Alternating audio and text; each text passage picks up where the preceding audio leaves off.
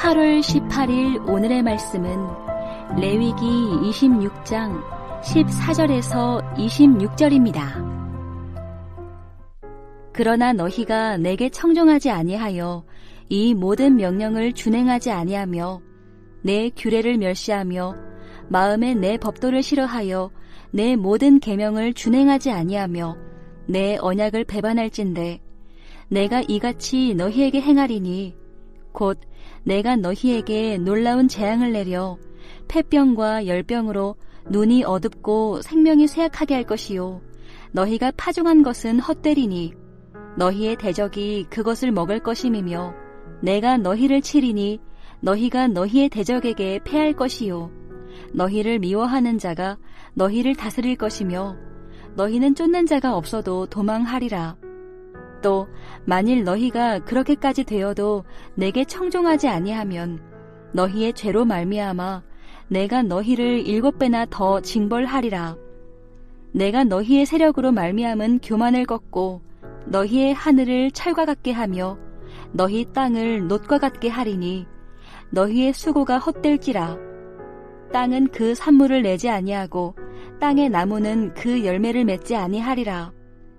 너희가 나를 거슬러 내게 청종하지 아니할진대 내가 너희의 죄대로 너희에게 7배나 더 재앙을 내릴 것이라. 내가 들짐승을 너희 중에 보내리니 그것들이 너희의 자녀를 움키고 너희 가축을 멸하며 너희의 수효를 줄이리니 너희의 길들이 황폐하리라. 이런 일을 당하여도 너희가 내게로 돌아오지 아니하고 내게 대항할진대 곧 나도 너희에게 대항하여 너희 죄로 말미암아 너희를 7배나 더 치리라. 내가 칼을 너희에게로 가져다가 언약을 어긴 원수를 갚을 것이며 너희가 성읍에 모일지라도 너희 중에 연병을 보내고 너희를 대적의 손에 넘길 것이며 내가 너희가 의뢰하는 양식을 끊을 때에 10 여인이 한 화덕에서 너희 떡을 구워 저울에 달아주리니 너희가 먹어도 배부르지 아니하리라. 레위기 26장 14절에서 26절 말씀을 함께 묵상하겠습니다. 가나안 땅은 진공 상태에 아무것도 없는 땅이 아니었습니다. 가나안 족속이 있었고 주변에 이방 민족이 먼저 살고 있었습니다. 이스라엘 백성은 그러한 땅에 들어가서 그 땅에서 하나님의 명령과 규례를 준행하면서 살아야 했습니다. 결코 쉬운 일은 아니었지요. 400년 이상 노예로 살았고 광야에서 40년을 보낸 이스라엘 백성으로서는 그들을 상대하고 그들을 배제하고 하나님의 백성으로 살아가는 것이 결코 쉬운 일은 아니었을 것입니다. 하지만 하나님께서는 규례와 명령을 지키면 모든 것을 보장해 주신다고 약속하셨습니다. 그 땅에서 장수하며 평화를 누리며 하나님의 임재를 누리게 사는 축복을 보장하셨습니다. 하나님의 규례와 명령을 청종하는 것이 힘든 일이긴 하지만 충분히 가능한 일이었습니다. 하나님은 이스라엘 백성에게 말씀을 청종하면 축복을 약속하셨지만 반대로 불순종하면 징계를 내리시겠다고 하셨습니다. 그런데 여기서 놀라운 것은 불순종하는 상태를 14절에서 15절에 너무도 자세하게 설명하고 있습니다. 한번 볼까요? 너희가 내게 청종하지 아니하며 이 모든 명령을 준행하지 아니하며 그리고 규례를 멸시하며 마음에 내 법도를 싫어하며 내 모든 계명을 준행하지 아니하며 내 언약을 배반할진대라고 하셨습니다. 단순히 명령과 규례를 지키지 않으면 저주를 받는다고 하신 것이 아닙니다. 규례를 멸시하고 마음으로 법도를 싫어하고 언약을 배반하고 이것은 하나님께서 하신 말씀을 전적으로 거부하는 행동입니다. 그 마음에 언약을 두지 않는 것이지요. 이런 행동을 한다는 것은 실제적으로 하나님을 등진 행위라고 볼 수밖에 없습니다. 그러니 그렇게 하면 하나님께서 이스라엘 백성에게 저주, 즉 재앙을 내리시겠다고 하는 것이지요. 그러니 하나님께서 내리신 저주와 재앙은 그들이 하나님을 거부할 때 내리는 것임을 기억해야 합니다. 이 저주와 재앙은 크게 6가지로 나누어 볼 수 있는데요. 매일 성경의 구분에 따라 오늘 4가지를 살펴보고 내일 2가지를 살펴보도록 하겠습니다. 첫 번째 재앙은 16절에서 17절로 폐병과 열병이 임할 것이며 파종한 것에 수확이 없을 것이라고 하셨습니다. 폐병과 열병은 심판으로 임하게 되는 모든 종류의 질병을 대표합니다. 그리고 씨를 뿌려도 아무것도 거두지 못할 것이라고 하셨죠. 17절은 하나님께서 직접 이스라엘 백성을 치시겠다고 합니다. 그리고 대적들이 이스라엘 백성을 대적할 것이며 무엇보다 쫓기는 자가 없어도 도망하리라고 하셨습니다. 이 저주는 규례와 명령을 순종할 때 주시는 축복의 반대입니다. 저에게 특별히 눈에 들어오는 저주가 쫓기는 자가 없음에도 도망가게 되는 저주입니다. 이 상태를 오늘날 표현으로 한다면 불안과 염려, 두려움과 공포 상태에 놓이는 것이죠.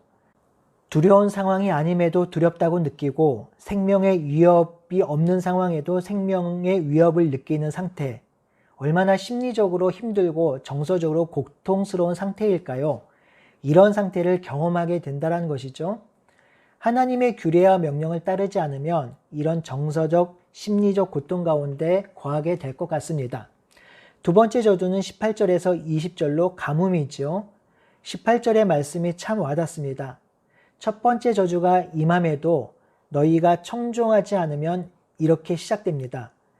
첫 번째 재앙과 저주가 임해도 돌이키지 않을 수 있다는 것이죠. 깨닫지 못할 수도 있다는 것입니다. 만약 그렇게 되면 너희의 죄로 말미암아 7배나 더 징벌할 것이라고 하셨습니다.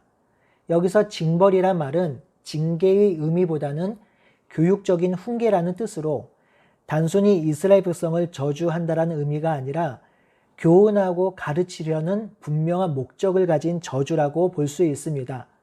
목적 없이 저주하는 것은 화풀이나 분풀이밖에 되지 않습니다. 하지만 분명한 목적이 있는 훈계는 사랑의 훈계이지요. 하나님은 이 저주를 통해서 이스라엘을 훈계하고 있습니다. 19절에 너희의 하늘을 철과 같이 하고 땅을 놋과 같이 하겠다고 하셨는데요. 철과 놋은 물을 통과시키지 못합니다.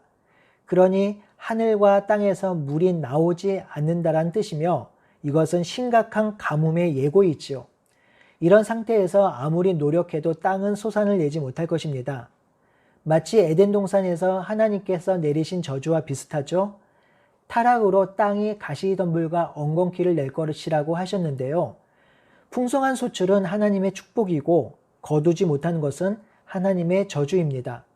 세 번째 재앙 저주는 21절, 22절로 들짐승의 재앙입니다.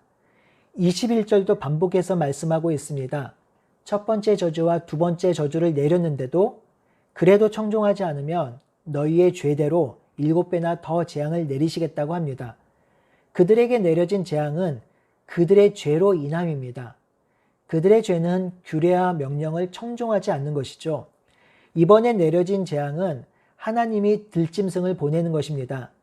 들짐승의 재앙은 구약 예언서에서 언약적인 징계가 내려질 때 자주 언급된 재앙입니다. 들짐승이 활개치고 다니는 것은 그 땅에 거주하는 사람이 줄었다는 것이며 남아있는 사람들조차 들짐승으로 인해 두려워서 거리를 다닐 수 없는 상황에 놓여 있다는 것이죠. 또한 들짐승이 많으면 키우는 가축이 모두 죽습니다. 몇 해 전에 가나안 농군학교에 갔을 때 아침에 일어나니 닭이 죽어 있는 것을 보았습니다.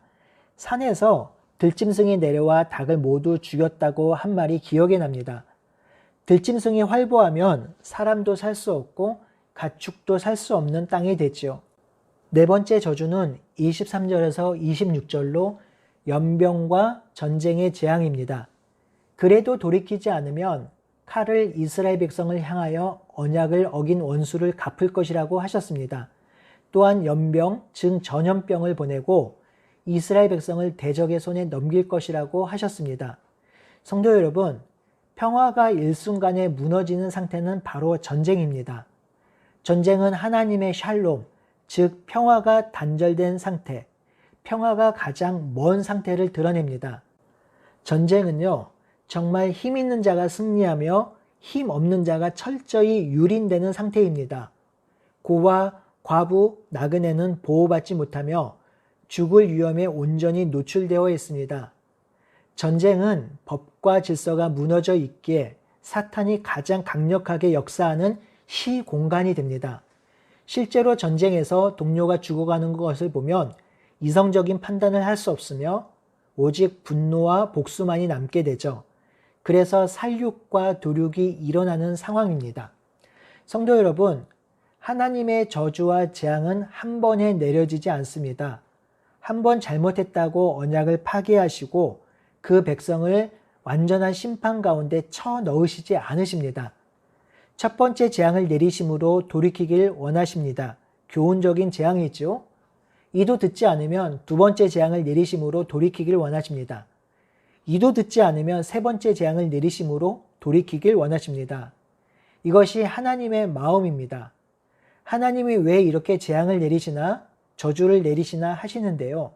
이것은 하나님께서 그들을 사랑하셔서 행하는 행동임을 분명히 기억해야 합니다. 여러분 보십시오. 18절, 21절, 24절에 반복적으로 말씀하신 것이 무엇입니까? 너희 죄로 인하여 재앙을 내리신다라는 것입니다. 그들이 죄를 지었기에 하나님을 등졌기에 규례와 명령을 무시했기에 언약을 버렸기에 그 마음에 하나님 두기를 싫어했기에 어쩔 수 없이 내려진 것이 바로 이 재앙과 저주입니다. 이 재앙과 저주 속에 숨겨진 하나님의 마음을 보아야 합니다. 하나님은 계속해서 돌이키시길 기다리고 기다리십니다. 돌아오기만 한다면 언제든지 회복하시겠다고 하십니다. 돌이켜서 규례와 명령을 따르고 언약을 다시 한번 붙잡으면 재앙은 그치게 됩니다. 그러니 이 재앙 저주 속에 숨겨진 하나님의 본심, 백성들을 진심으로 사랑하는 하나님의 마음, 아버지의 마음을 이해하고 하나님의 그 깊은 사랑 안에서 거하며 그 안에서 살아가는 우리 모두가 되기를 바라고 소원합니다. 아멘.